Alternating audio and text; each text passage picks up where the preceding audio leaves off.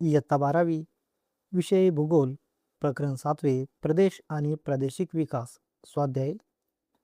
प्रश्न पहिला, अचूक गट ओळखा. यामध्ये एक आहे एक सातपुडा, 2 दख्खन, 3 आल्प्स, 4 रॉकीज. ब 1 यवतमाळ, 2 अमरावती, 3 सोलापूर, 4 बृहन्मुंबई. क 1 थर, 2 सहारा, 3 हिमालय, 4 गोबी. ड 1 मराठवाडा, 2 खानदेश, 3 विदर्भ, 4 कोकण. त्याचं उत्तर असेल ड 2. 1 मैदाने, सरोवर, पर्वत, पठारे. ब वायुदाब, नद्या, तापमान, आर्द्रता. क विषुवतीय वने, काटेरी वने, सुंदरी वने, पाणथळी वने. ड मासेमारी, लाकूडतोड, शेती, बेकरी. त्याचं उत्तर असेल क विषुवतीय वने, काटेरी वने, सुंदरी वने, पाणथळी वने. प्रश्न दुसरा, फरक स्पष्ट करा. 1 कार्यात्मक प्रदेश व औपचारिक प्रदेश. कार्यात्मक प्रदेश विशिष्ट कार्यावर आधारित प्रदेश असतो, तर औपचारिक प्रदेश हा समान वैशिष्ट्यावर आधारित प्रदेश असतो. कार्यात्मक प्रदेश केंद्रबिंदू भोवती विकसित होतो, तर औपचारिक प्रदेश संपूर्ण प्रदेशात एकसारखे गुणधर्म आढळतात. कार्यात्मक प्रदेश भागामध्ये वाहतूक, व्यापार, संदेशवहन याद्वारे संबंध असतात, तर औपचारिक प्रदेशात स्पष्ट व निश्चित सीमा असतात. कार्यात्मक प्रदेशात हा एकजिनसी नसतो, विविध प्रकारचे क्षेत्र समाविष्ट असतात, तर औपचारिक प्रदेश हा एकजिनसी असतो. कार्यात्मक प्रदेश सीमा निश्चित नसून कालानुसार बदलतात, तर औपचारिक प्रदेशात ओळख करणे सोपे असते. कार्यात्मक प्रदेशात आर्थिक व सामाजिक क्रियामुळे एकत्र बांधलेला असतो, तर औपचारिक प्रदेश हा नैसर्गिक किंवा मानवनिर्मित वैशिष्ट्यावर आधारित असतो. कार्यात्मक प्रदेशाची उदाहरणे आहेत महानगर प्रदेश, सेवा क्षेत्र. तर औपचारिक प्रदेशाची उदाहरणे आहेत राज्य, देश, हवामान प्रदेश. 2 प्राकृतिक प्रदेश व राजकीय प्रदेश. प्राकृतिक प्रदेश नैसर्गिक घटकावर आधारित प्रदेश असतो, तर राजकीय प्रदेश हा मानवनिर्मित व प्रशासकीय प्रदेश असतो. प्राकृतिक प्रदेश भूरचना, हवामान, मृदा, वनस्पती यांचा आधार असतो, तर राजकीय प्रदेश हा सीमा शासनाने निश्चित केलेले असतात. प्राकृतिक प्रदेश हा नैसर्गिकरित्या निर्माण होतो, तर राजकीय प्रदेश हा प्रशासन व कायदा सुव्यवस्थेसाठी तयार केला जातो. प्राकृतिक प्रदेश सीमा नैसर्गिक घटकानुसार ठरतात, तर राजकीय प्रदेशात निश्चित व स्पष्ट सीमा असतात. प्राकृतिक प्रदेश मानवी हस्तक्षेप कमी असतो, तर राजकीय प्रदेशात मानवी निर्णयानुसार बदल होऊ शकतो. प्राकृतिक प्रदेश समान नैसर्गिक वैशिष्ट्यामुळे ओळखला जातो, तर राजकीय प्रदेश हा सामाजिक, आर्थिक व राजकीय कारणावर आधारित असतो. प्राकृतिक प्रदेशाची उदाहरणे आहेत पर्वत, नदी, खोरे, वाळवंट. तर राजकीय प्रदेशाची उदाहरणे आहेत राज्य, जिल्हा, देश. प्रश्न तिसरा, टिपा लिहा. 1 प्रादेशिक विकासावर परिणाम करणारे घटक. उत्तर हवामान, मृदा व पाणी उपलब्धता यासारखे प्राकृतिक घटक प्रादेशिक विकासावर परिणाम करतात. पर्वत, मैदाने व किनारी भाग यासारखी भूरचना विकासाची दिशा ठरवते. नैसर्गिक साधनसंपत्तीची उपलब्धता विकासासाठी महत्त्वाची ठरते. लोकसंख्येची घनता व गुणवत्तेचा विकासावर मोठा प्रभाव पडतो. शिक्षण व कौशल्य पातळी वाढल्यास विकासाला चालना मिळते. उद्योग व आर्थिक क्रियांचा विकास प्रदेश समृद्ध करतो. वाहतूक व संदेशवहन सुविधा विकासासाठी आवश्यक असतात. तंत्रज्ञानाचा वापर उत्पादन क्षमता वाढवतो. शासनाच्या धोरणामुळे व गुंतवणुकीमुळे विकासाला दिशा मिळते. सामाजिक व पर्यावरणीय परिस्थिती ही विकासावर प्रभाव टाकते. 2 प्रादेशिक असंतुलन कमी करण्याचे धोरण. उत्तर अविकसित प्रदेशांची ओळख करून त्यांच्यासाठी विशेष विकास योजना राबवल्या जातात. अशा प्रदेशांना विशेष निधी व अनुदान देऊन विकासाला चालना दिली जाते.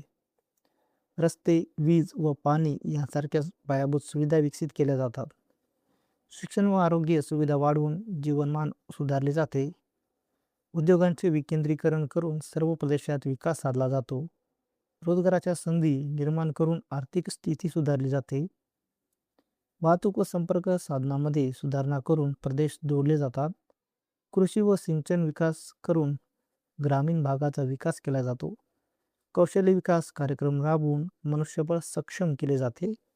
संतुलित व शाश्वत विकासावर भर देऊन सर्व प्रदेशांचा समतोल विकास साधला जातो. प्रश्न चौथा, भौगोलिक कारणे लिहा. 1. प्रादेशिक विकास हा प्राकृतिक रचनेवर अवलंबून असतो. उत्तर, भूरचना विकासासाठी अनुकूल किंवा प्रतिकूल ठरते.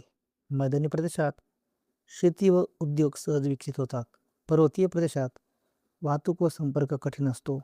किनारी भागात व्यापारामुळे विकास होतो. पायाभूत सुविधा उभारणे भूरचनेवर अवलंबून असते. नैसर्गिक साधनसंपत्तीचा वापर भूरचनेनुसार बदलतो. जलस्रोत उपलब्धता विकासाला मदत करते. हवामानाचा विकासावर प्रभाव पडतो. नैसर्गिक अडथळ्यामुळे विकास मंदावतो. त्यामुळे प्राकृतिक रचना विकास ठरवते. 2. निरक्षरता, दारिद्र्य यासारख्या घटकांचा प्रादेशिक विकासावर परिणाम होतो. उत्तर, निरक्षरतेमुळे कौशल्य कमी राहते. शिक्षणाच्या अभावामुळे रोजगार कमी मिळतो. दारिद्र्यामुळे गुंतवणूक कमी होते. उत्पादन क्षमता घटते. आर्थिक क्रिया मर्यादित राहतात. जीवनमान खालावते. आरोग्य व शिक्षण सुविधा कमी मिळतात. विकासासाठी आवश्यक मनुष्यबळ तयार होत नाही. सामाजिक प्रगती मंदावते. त्यामुळे प्रदेशाचा विकास कमी होतो. 3. हिमालयीन पर्वतीय प्रदेशाचा विकास फारसा झालेला नाही. उत्तर, उंच व खडतर भूरचना आहे. वाहतूक व संपर्क साधने कमी आहेत. हवामान अत्यंत थंड व प्रतिकूल आहे. शेतीसाठी योग्य जमीन कमी आहे. उद्योग विकास मर्यादित आहे. नैसर्गिक आपत्ती होतात, जसे की भूस्खलन, हिमवृष्टी. पायाभूत सुविधा उभारणे कठीण आहे. दुर्गम स्थानामुळे विकास मंद आहे. लोकसंख्या विरळ आहे. त्यामुळे विकास कमी झालेला आहे. प्रश्न 5वा, सविस्तर उत्तरे लिहा. 1. प्रदेश कशाला म्हणतात? उत्तर, भूगोलात एखाद्या क्षेत्राची ओळख त्याच्या समान वैशिष्ट्यांच्या आधारे केली जाते. अशा एकसंध व वैशिष्ट्य असलेल्या क्षेत्राला प्रदेश असे म्हणतात. समान वैशिष्ट्य असलेले व एकसंध क्षेत्र म्हणजे प्रदेश होय. या वैशिष्ट्यामध्ये प्राकृतिक व मानवनिर्मित घटकांचा समावेश होतो. प्रदेश एकजिन्सी स्वरूपाचा असतो. प्रत्येक प्रदेशाला निश्चित भौगोलिक स्थान असते. प्रदेशाची स्पष्ट सीमा असते, जी त्याला इतर प्रदेशांपासून वेगळे करते.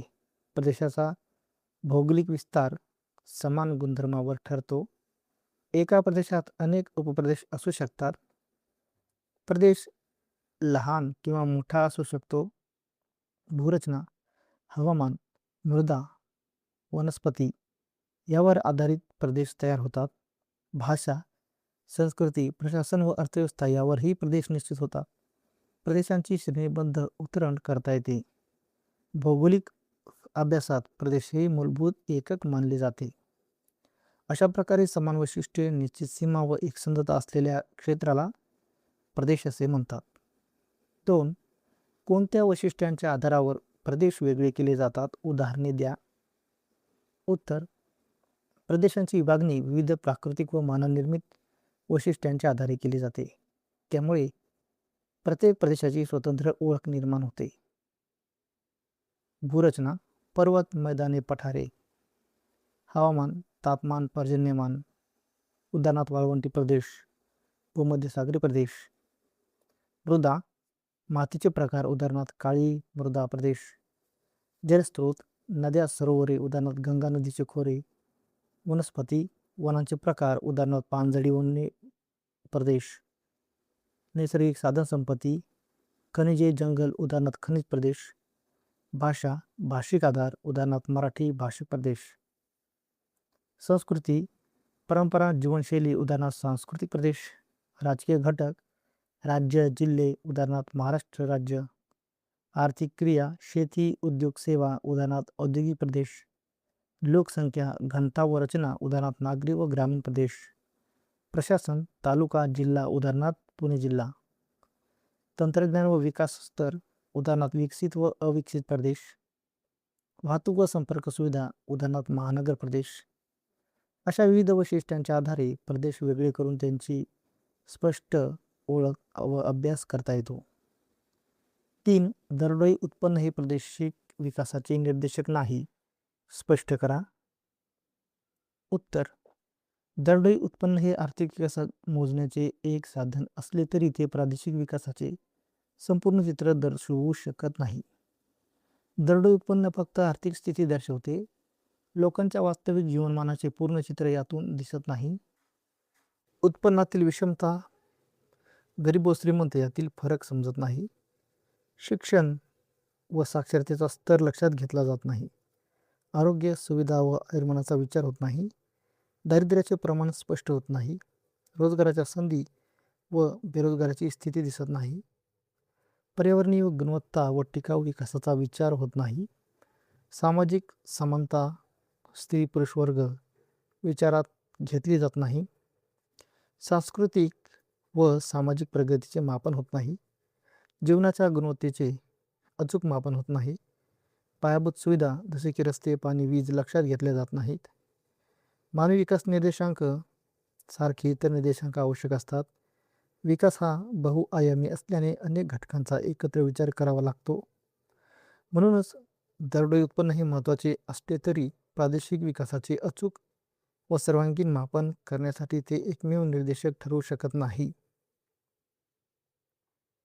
प्रश्न 6. कायम पिकाखालील भूमी, स्थूल राष्ट्रीय उत्पन्न यांचा स्पिअरमॅनचे गुणानुक्रम सहसंबंधाचा वापर करून सहसंबंध गणना करा व तुमच्या शब्दात निष्कर्ष लिहा. तर याचं उत्तर डायरेक्ट असे लिहा मित्रांनो. कायम पिकाखालील भूमी व स्थूल राष्ट्रीय उत्पन्न यांच्यातील स्पिअरमन गुणानुक्रम सहसंबंध प्लस 0.58 आहे. यावरून या दोन्ही घटकांमध्ये मध्यम सकारात्मक सहसंबंध आढळतो. म्हणजे कायम पिकाखालील भूमीचे प्रमाण वाढले की स्थूल राष्ट्रीय उत्पन्न वाढवण्याची प्रवृत्ती दिसते, परंतु हा संबंध पूर्णतः मजबूत नाही.